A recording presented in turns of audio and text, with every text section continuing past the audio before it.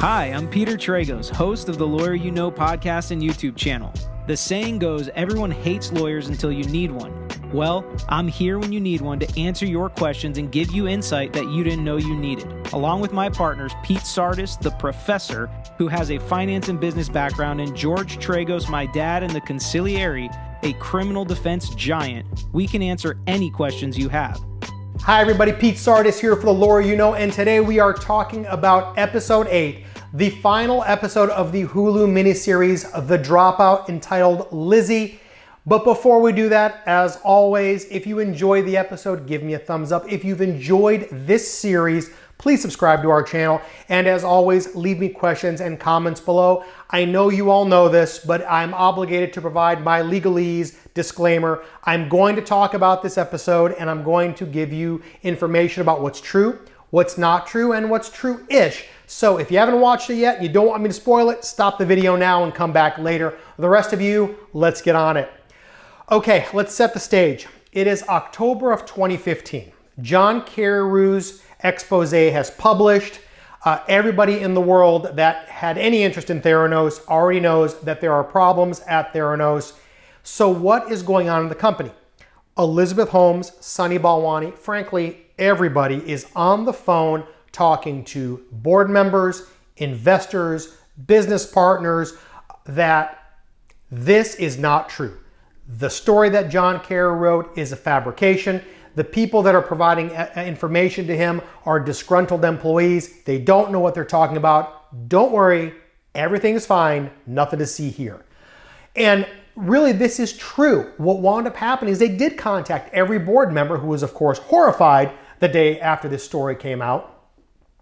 And I don't know if it's because everybody sees Elizabeth Holmes as this brilliant, which she is, brilliant young woman that is, a spearheading this humongous effort to revolutionize the way medicine is practiced, to revolutionize at least the way blood tests are done.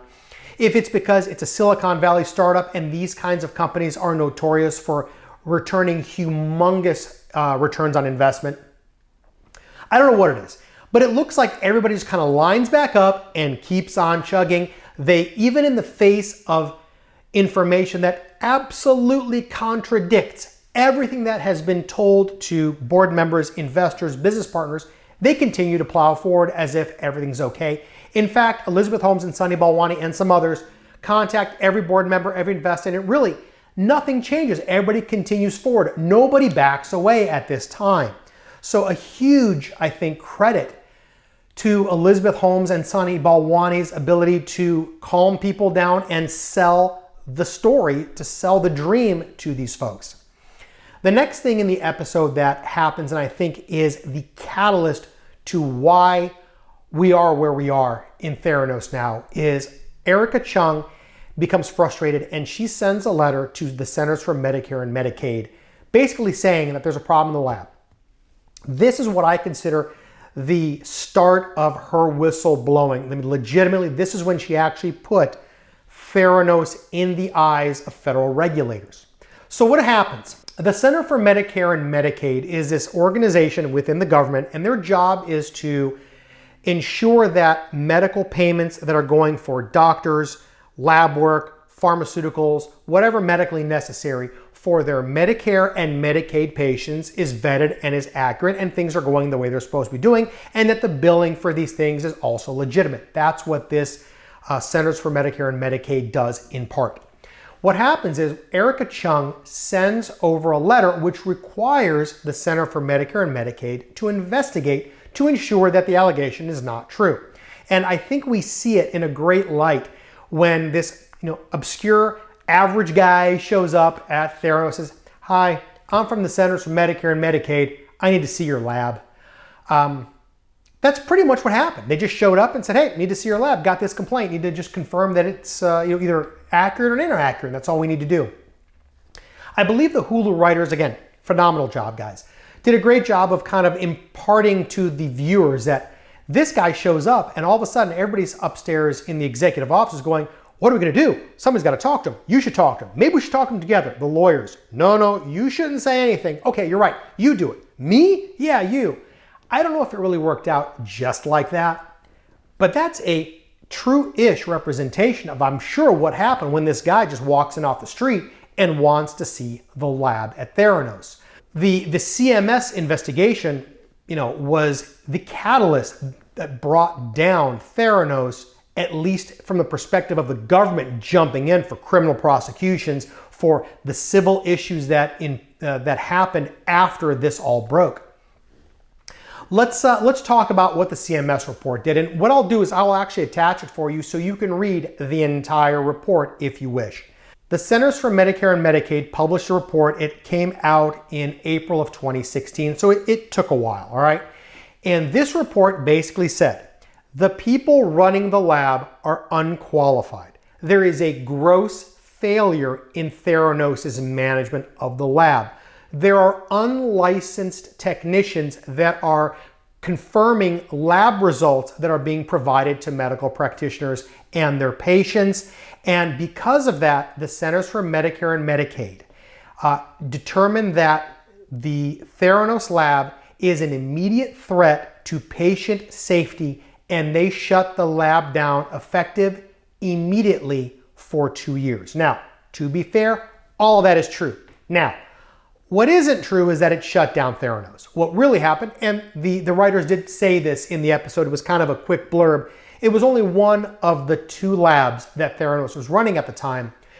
It was a California lab. The lab in Arizona, which actually ran 90% of the blood tests that Theranos was running, did pass its inspection. And now, this is Pete Sarda's conjecture, that's probably because Theranos was running third-party, commercially available Siemens machines in that lab, and those results were coming out legitimate. And of course, there's nothing to hide there since you're in fact running legitimate tests at legitimate labs with legitimate equipment, and everything was fine. It was that California lab, Normandy is the code name for it, that was where they were running Edison machine tests. That was an absolute disaster, and that is the lab that did not pass inspection.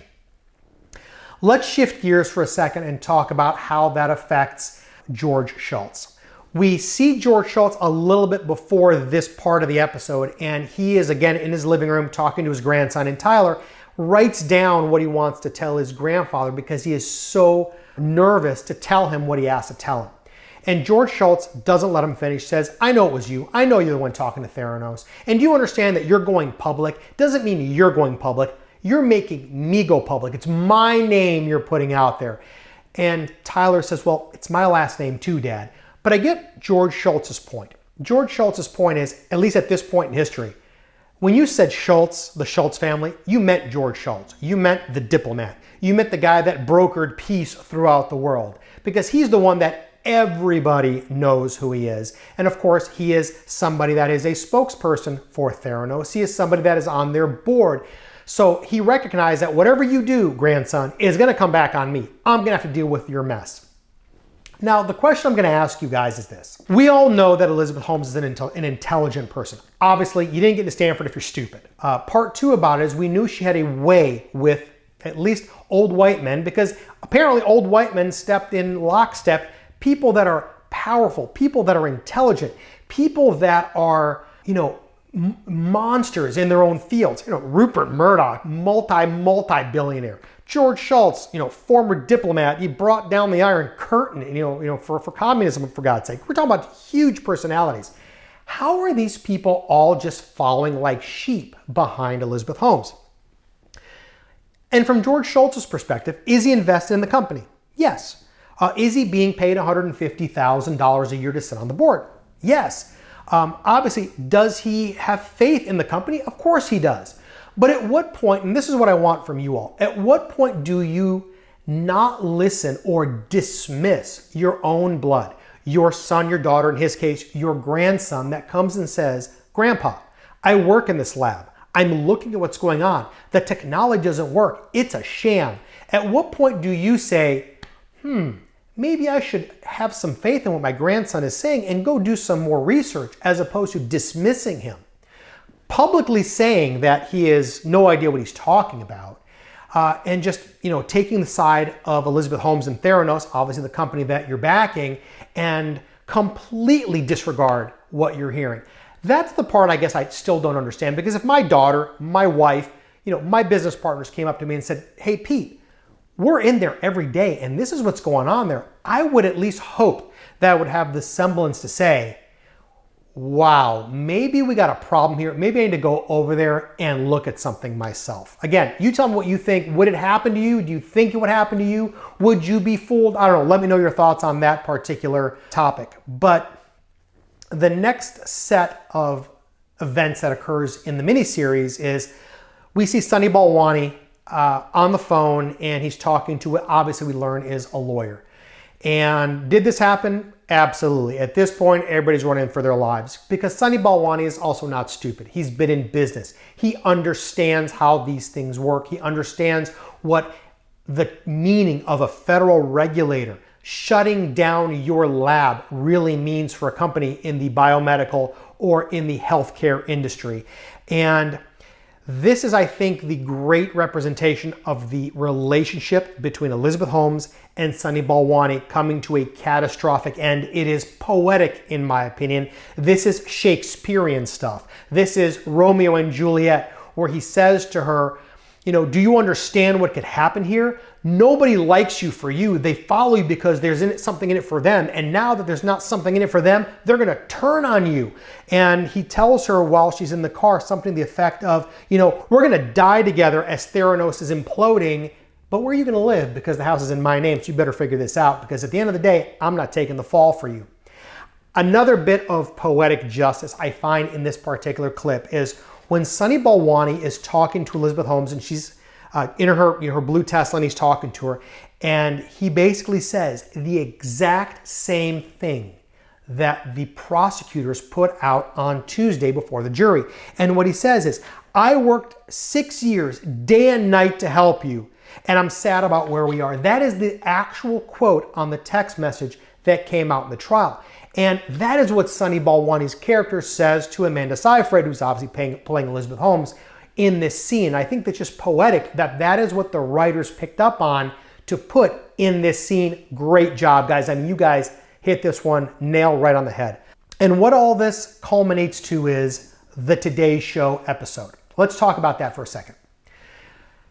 On April 17th of 2016, the Today Show did an episode with Elizabeth Holmes. They did an interview. Again, I will try to post the link to that interview for you. Elizabeth Holmes was interviewed by Maria Shriver. For those of you that may not know, Maria Shriver has been a journalist for many, many years. She was also Arnold Schwarzenegger's wife for many years, who was the governor of California, and of course, Arnold Schwarzenegger, the actor.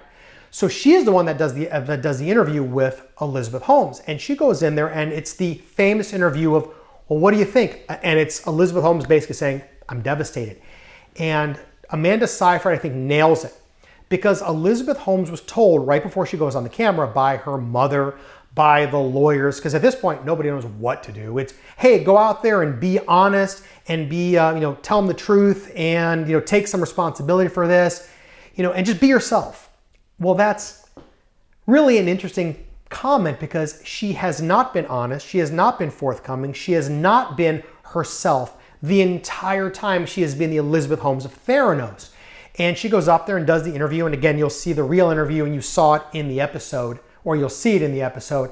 And it's just a disaster. And I think the best demonstration about how bad this interview went was you see the actor portraying George Shultz. And he's deer in headlights watching this in disbelief. And I think his facial expression, at least in my mind, says, oh my gosh, my grandson was right. It's all a fraud. It's all fake. And that's how I think a lot of people felt when they watched this. Well, we're devastated. We wish we would have known about it, but I'm going to be a better leader now. The company's done. You think you're going to survive? Oh no, we're going to do just great. And I think that this, for people that understood the meaning of being shut down by CMS, I think they could read right through this. It was just parchment paper to them. It was all lip service. But part two of this, the Today Show episode, is when Elizabeth Holmes comes back from filming and all the people at the company are watching her and they're all horrified. And she's talking to her mom. And she basically says, actually she does say, Mom, do you think if I choose to forget that that's lying? And my wife picked up on this, and I'll give her credit for that. My wife said when we were watching the episode that this is what Elizabeth Holmes has been taught all of her life. She's been taught to look the part. You know, when her mom got the phone call from her that she'd been sexually assaulted in college, what is the advice that she gives her by the dumpster? Just pack it away, don't talk about it. When she meets with the investors from Oracle, the guys that started Oracle, they're like, don't worry about it. You know, we couldn't even get it to work before we went public. She's basically been told that it's all about hiding it and lying about it until it happens. Make it, fake it till you make it. That was the culture. You know, her dad worked for Enron, and what did she see? She saw people that kept, selling this humongous, wonderful balance sheet until the company implodes and her dad loses his job. So her whole life has basically been this fake it till you make it training. And I'm wondering, because my wife picked up about it, what you guys think about that. Do you think the way she was raised and the way she was been taught to live really was the catalyst that made her run her company and make the decisions she made? Is that what caused it? Because the next thing, which I think is a powerful image, is she takes off the black turtleneck. And I think this is a very good way of the writers demonstrating that the Elizabeth Holmes, the fabricated Elizabeth Holmes, from the time Sunny Balwani is grooming her and teaches her how to go sell Theranos, the black turtleneck and the fake deep voice, all of that stuff, that all comes off, and now she starts her journey to become not the Elizabeth Holmes of Theranos, but who we identify to be as Lizzie. So, who's Lizzie? Let's talk about the next scene. The next scene is Elizabeth Holmes in bed in, I would just say, a morning with someone other than Sunny Balwani. And who is that person that is pictured there in that scene? None other than Billy Evans. Let's talk about how the relationship of Sunny Balwani and Elizabeth Holmes is diametrically opposed to Billy Evans and Elizabeth Holmes. Sunny Balwani, 19 years her senior. She meets him while she's a child. She's 18 years old, give or take. She basically spent her early adult years with him. They're in a relationship for 11 years. They live together, and he's the one, if you believe her testimony, that told her how to dress, drink the green juice, deepen your voice, don't look so girlish. You gotta look the part. As opposed to Billy Evans, who is this happy-go-lucky kid, shouldn't call him a kid, young man who is 8 years Elizabeth Holmes Jr. And what he wants to do is he wants to go to Firefest, he wants to go to Lollapalooza, he wants to have a dog. He's all about fun and having a good time, and you should get a dog, and I'm going to call you Lizzie, because that is Billy Evans' nickname for Elizabeth Holmes, Lizzie. So what do we see? The next scene is we see Elizabeth Holmes walking out of the building, which was the Theranos office. Obviously, it's abandoned at this point, and her lawyer, who she claimed was her only friend, I don't know if that's true or not, basically is saying to her, how am I going to live with myself? I was part of this. Who's ever going to hire me again? Obviously, you owe me money and you're asking me for advice. Who are you? And Elizabeth Holmes shuts it down, walks outside, and catches her Uber. Hey, are you Lizzie? Yeah, that's me. I'm Lizzie, because her mom said, you're going to reinvent yourself. You're going to be fine. You'll start over. And that's exactly what Elizabeth Holmes actually did. She meets Billy. They go on to have a relationship in 2019. They wind up getting married in a secret ceremony. I don't know if it was secret, but it wasn't publicized. They have a child together. And let's see how strong the bond between Billy and Elizabeth Holmes is after September, when Elizabeth Holmes in real life gets sentenced. Speaking of that, before the episode actually ends, George Shultz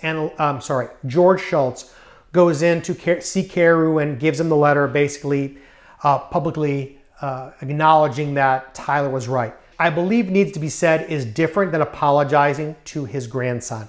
And I believe, on all accounts, George Shultz never publicly apologized to Tyler Shultz for publicly dragging him through the dirt. I don't know if that's pride, simply because when you're somebody like George Shultz, where you have brokered peace throughout the world, you're just not used to apologizing, so you just don't. I understand that Tyler Shultz did reconcile with his grandfather. I'm not sure how their relationship was after all this, but prior to George Shultz's death, they did at least, in fact, have a personal relationship again, which I'm glad to hear. You then see the closing credits, which talk about what happens to Elizabeth Holmes after the end of that episode. You all know what happened because you've watched the trial. You've seen the movie. You've seen the documentary. You've read the book, whatever you've done. So you kind of know how it all falls together. The question I want to ask you guys is, what do you think is going to happen to Sunny Balwani? Because one of the things that gets said in the car scene, again, when Elizabeth Holmes is in her blue Tesla leaving, he basically tells her, everybody's going to abandon you, but not me. I won't turn on you.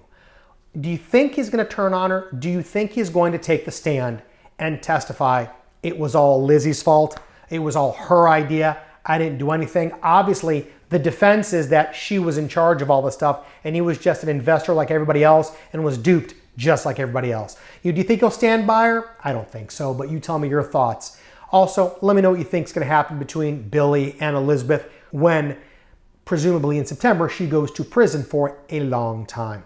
With that, the next question I want to ask you is, do you think Hulu is going to do a second season of The Dropout?